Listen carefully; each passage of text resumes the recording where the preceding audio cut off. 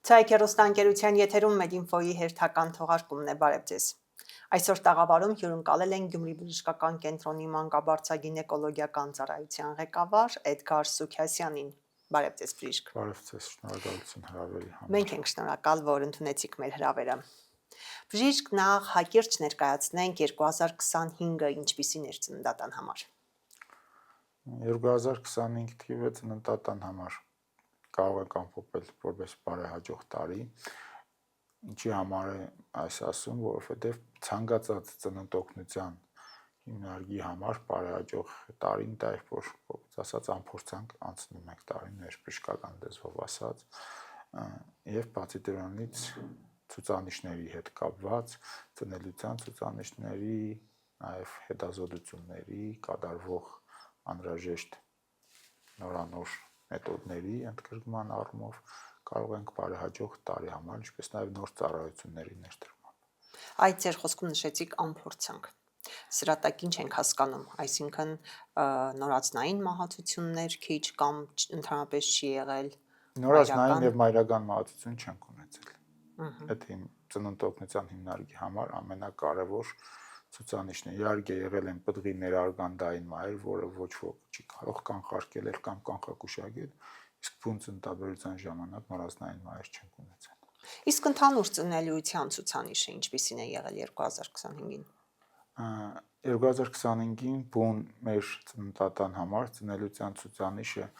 նվազում դիտվել է շատ քիչ քանակով, ի տարբերություն եթե համեմատենք հանրապետական ցուցանիշների հետ, կարող ենք ասել, որ մոտավորապես նույն թվերի շրջաններում են ամփոփել, հիմա ավելի հստակ կարող եմ ասել 1094 ծնունդ ունեցել ենք 2024 թվականին, 1058 ծնունդ 2025 թվականին։ Այդ մոտավորապես 3% նվազման սահմաններում է եղել ընդհանուր հանրապետական մակարդակով ավելի մի քիչ շատ է նվազման ցուցանիշը։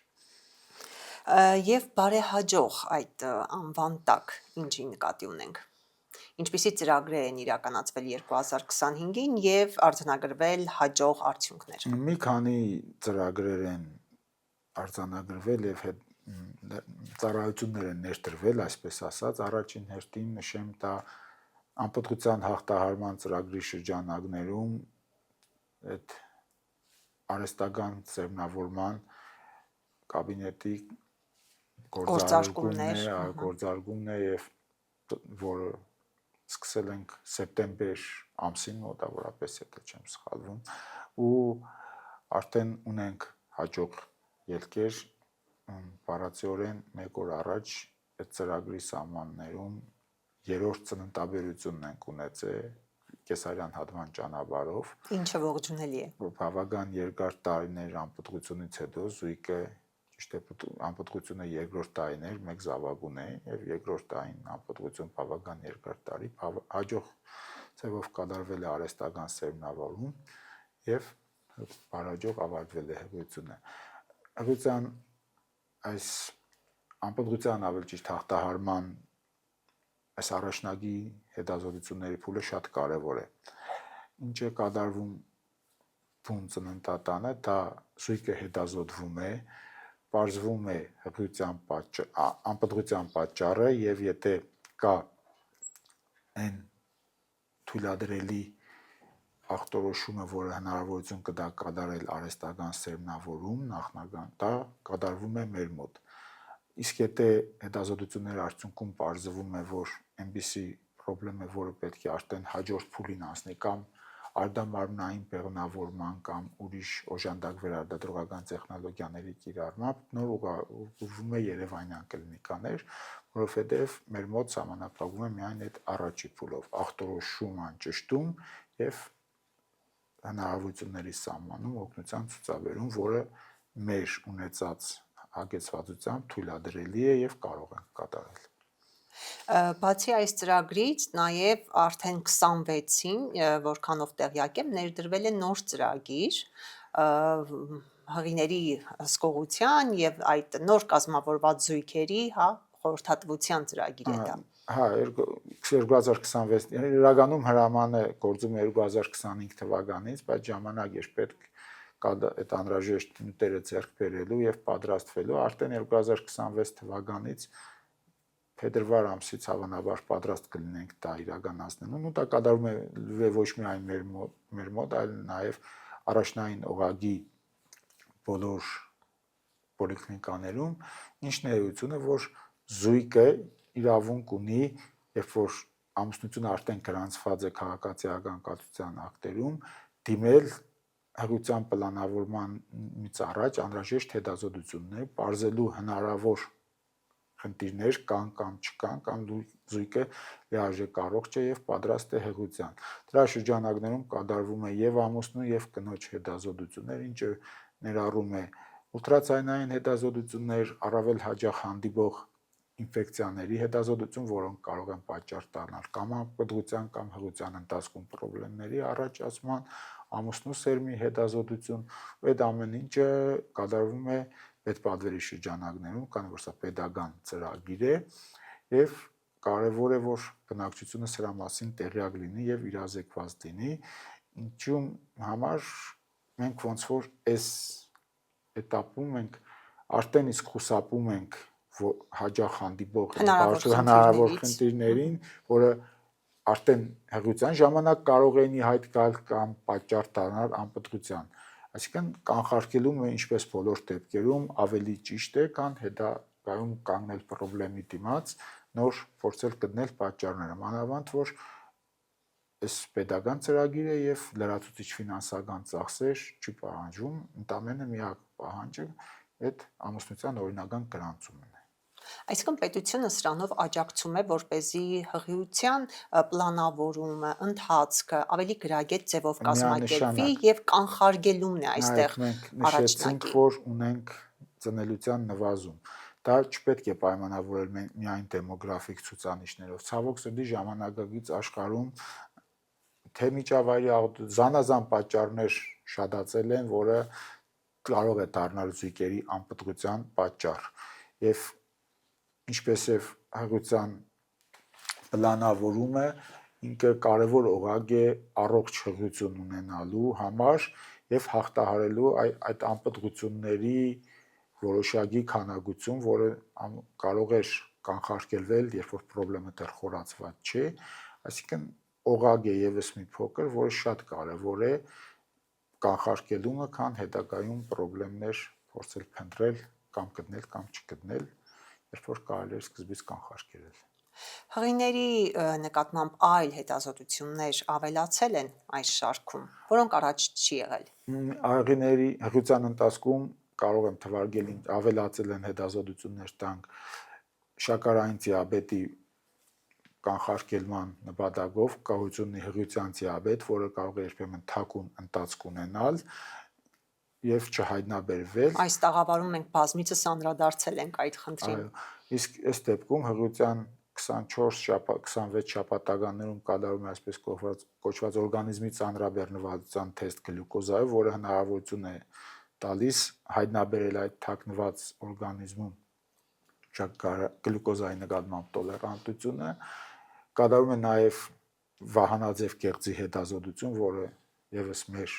ռեգիոնից կախված ընդհանրապես Հայաստանի Հանրապետությունը համարվում է յոդի դեֆիցիտով պայմանավորված զոնա, ու հաճախ է հանդիպում վահանաձև կեղծի հիվանդությունները, որը կարող է հայտ գալ հենց հղիության ժամանակ, դրա համար կատարվում է անհրաժեշտ հետազոտություն սկրինինգային ծրագրով հղիների։ Այսինքն բոլոր պոտենցիալ հիվանդությունները կարող են առաջ գալ հղիության ընթացքում։ Այո, հղիությունը շատ թաքնված հիվանդությունների կարող է պրովոկացիայի բերել, որովհետև օրգանիզմի ծանրաբեռնվածությունը շատանում է, այն անհրաժեշտ օգտակար նյութերի քանակությունը, որը այդ պահին բավարարում է կնոջ օրգանիզմին, հղիության ժամանակ կարող է չբավարարել, որովհետև նաև պտղի կողմից է դրանք օգտագործում, դրա համար շատ թաքնված խնդիրներ, նույն արյան պակասություն, երկաթի դեֆիցիտ եւ վահանաձև կեղծի ֆունկցիա կարող են ի հայտ գալ հղիության ժամանակ, դրա համար այսպեսի մեծ, երբ որ նայում ենք, մեծ փաթեթ է ձևավորվել, որը առաջ չէր կատարվում, չէր մտնում հղիության ստանդարտ հսկողության մեջ, արդեն երկրորդ տարին է Շիրակի մարզում պիլոտային ծրագրով կատարվում է նաև հղիության առաջի սկրինինգային հետազոտության, բիոքիմիական մարկերների որոշում, նորից անվճար եւ ընդլայնված ուլտրաձայնային հետազոտություն, սա էլ իր հերթին թույլ է տալիս ախտորոշել հաճախ հանդիպող գենետիկական հիվանդությունները, բնակչության առավել հայտնի Դաունի հիվանդությունը, նշեմ դրանցից մեկը, որը վաղ հղիության վատ փորերում արդեն կարող ենք կարծիք կազմել, կարող է սպասվել նման բան, ուղարկել լրացուցիչ հետազոտությունների բուն գենետիկական։ Մինչև այդ ամենը չէր կատարվում եւ երբ որ վերցնում ենք այդ ամբողջ փաթեթը, հղի հետազոտությունները, պտղի հետազոտությունները եւ արդեն ծնված պտղի եւս բազմաթիվ սկրինինգային հետազոտություններ են կատարվում, հնարավորություն է տալիս նվազեցնել մանկական հիվանդությունները, հղիության ընթացքում հանդիպող բարդությունները, այսօր ներդրումը շատ կարևոր է,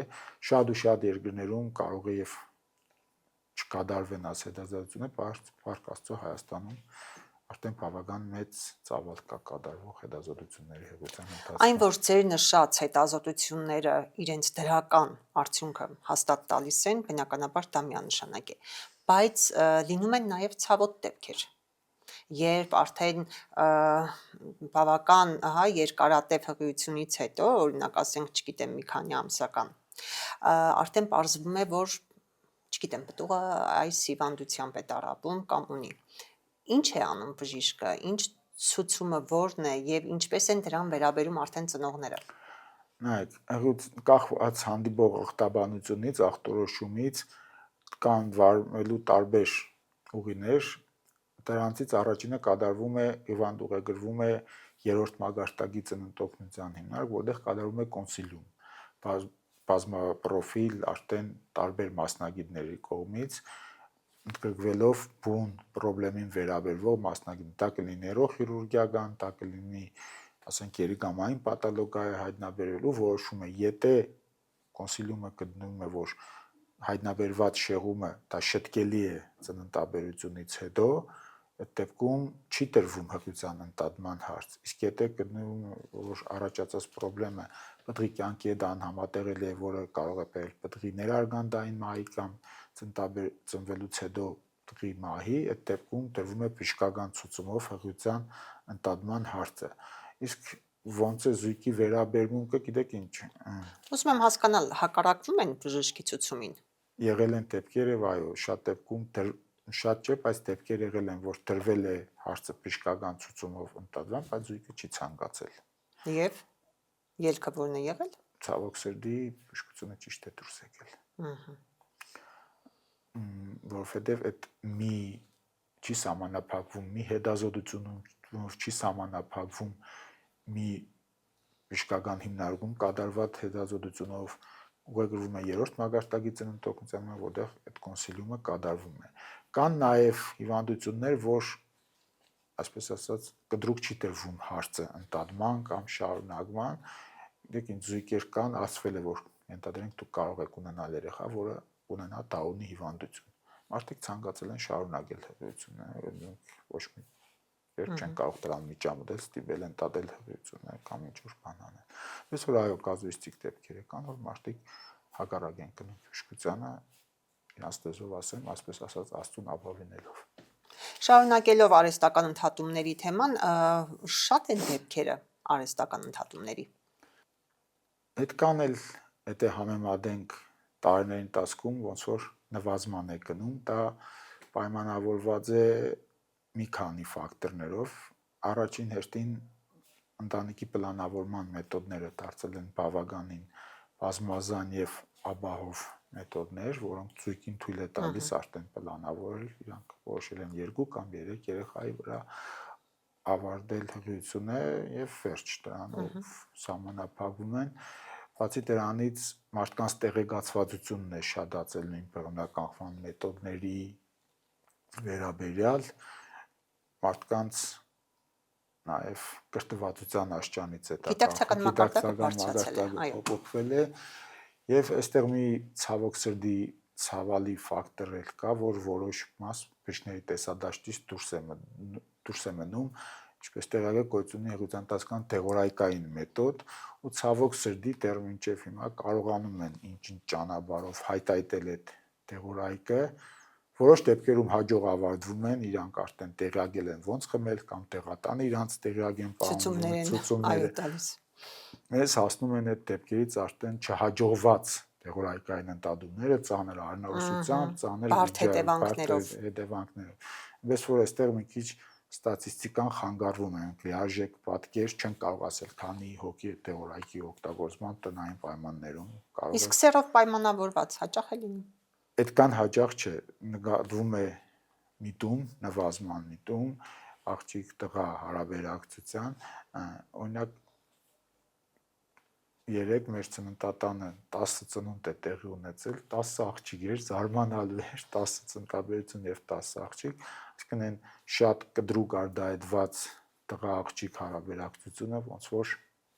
չեմ ասի հավասարվել է, բայց նվազել է ամենայն դեպս ընտանիքների գերակշռող մասը, որը որոշում է սահմանափակվել երկու երեխայով, մեր մենտալիտետն է, կոնե մեկը տղաներու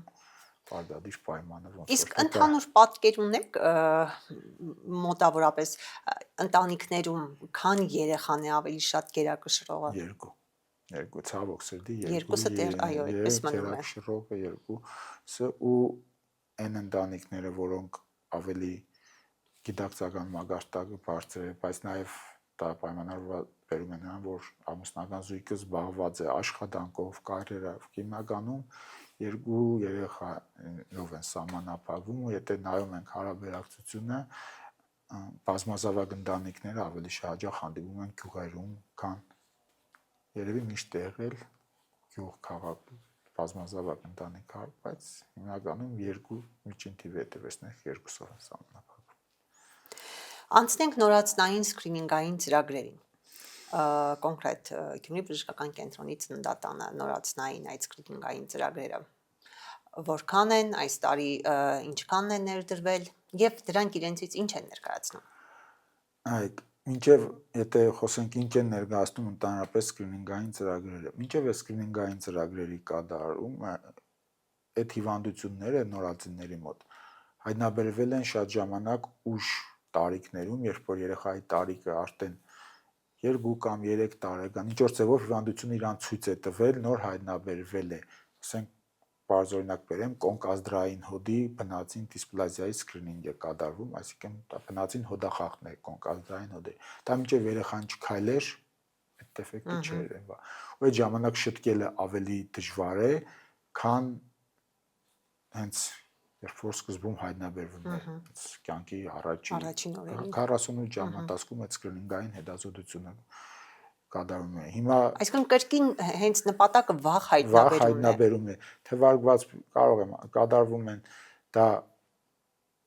լսողության սկրինինգային հետազոտությունն է, որը երբեք կյանքի առաջի տարիներին կամ ամիսներին դժվար է հասկանալ, հատկապես եթե միակողմանի է խնդիրը, ծնողը կամ պոլիկլինիկայում, եթե սկրինինգը չի կատարվում, դժվար է, որ երեխայի մոտ լսողության խնդիր կա, կամ ներդրվել է նոր արդեն 26 թվականի հունվարից կատարում ենք տեսողության սկրինինգային հետազոտություն, կյանքի առաջի ամիսներին երեխան հայացք չի ֆիքսում կամ ինչ-որ ձևով մենք չենք կարող հասկանալ տեսողության հետ խնդիր ունի կամ բնածին կատարակտա, գլաուկոմա, նույնիսկ բնածին կորություն, այդ դժվար է կանխորոշել, ել չեմ ասում մնացած սկրինինգային հետազոտությունները, որոնք հորմոնալ հետազոտություններ են, տավանաձև, կեղծ կրգին, երեխաների մագերի գամների ֆունկցիաների հետազոտությունը, որը կարող են խիստ վատ ազդեցություն թողնել երեխայի աճի վրա, վահանաձև կեղծի հատկապես եթե խնդիր կա, ես որ դրանք հորմոնալ հետազոտություններ են, մինչև չհասնի բուն հիվանդությունը չձևավորվի, այդ կանխարգելելը չէր լինի, իսկ հիմա բավական է 7 թե 8 թվով չսխալվեմ, սկրինինգային հետազոտություն է կատարվում, որը թույլ է տալիս կանխարգելել բազմաթիվ հիվանդություններ ու չթողնել հիվանդությունը խորանալ, մի հատ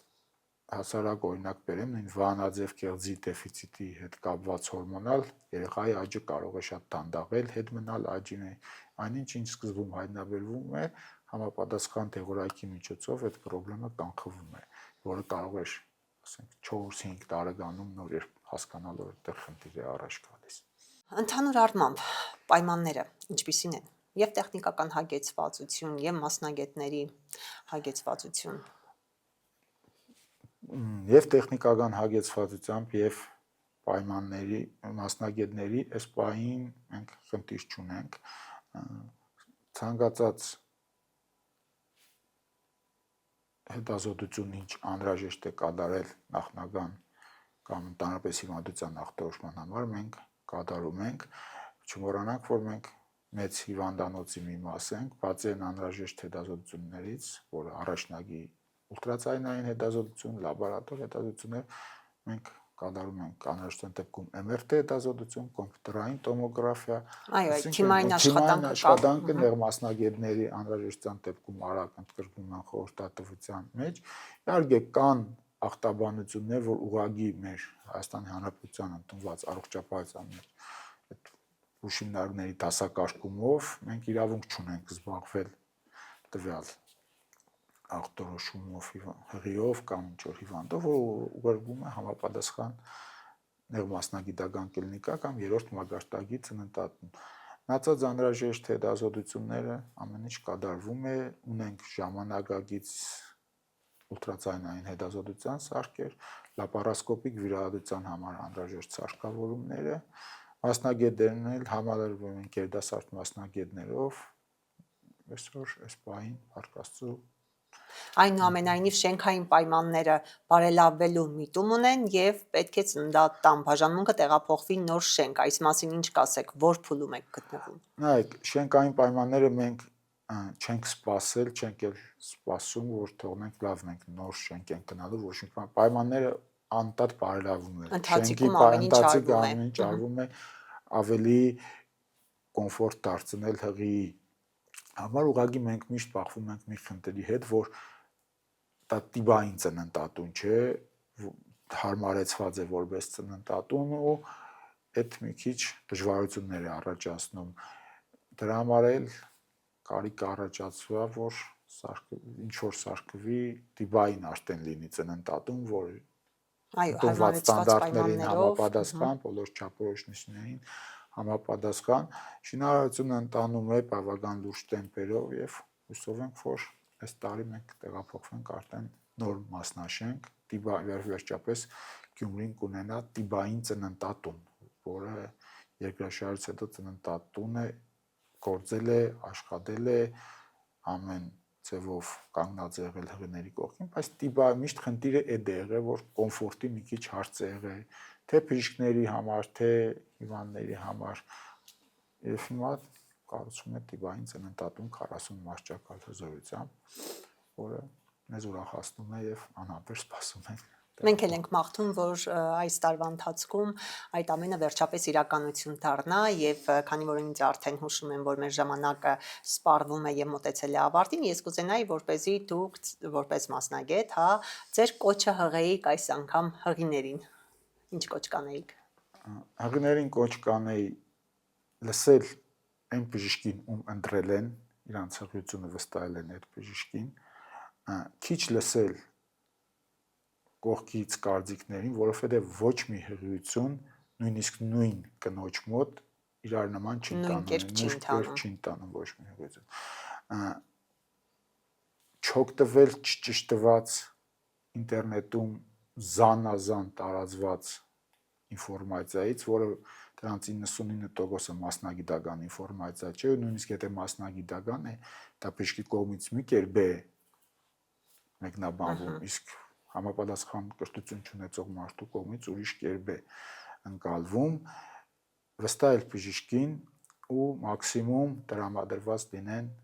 ինքնուրույն ծննդաբերության։ Գիտեք ինչ, եթե ճիշտ լիներ կեսարյան հատումով ծննդաբերությունը, ուրեմն բնությունը այդպես կնախատեսեր։ Վստահ են իրենց բժիշկներին եւ իրենց առողջություն, բարի ազատում։ Շնորհակալ ենք շատ։ Շնորհակալ։ Հարգելի հեռուստադիտողներ, իսկ ես ձեզ հիշեցնեմ, որ այսօր Մեդինֆոյի տաղավարում հյուրընկալել էին Գյումրի բժշկական կենտրոնի մանկաբարձագինեկոլոգիական ծառայության ղեկավար Էդգար Սուքիասյանին։ Մեդինֆոն էր եթերում, եղեք առողջ։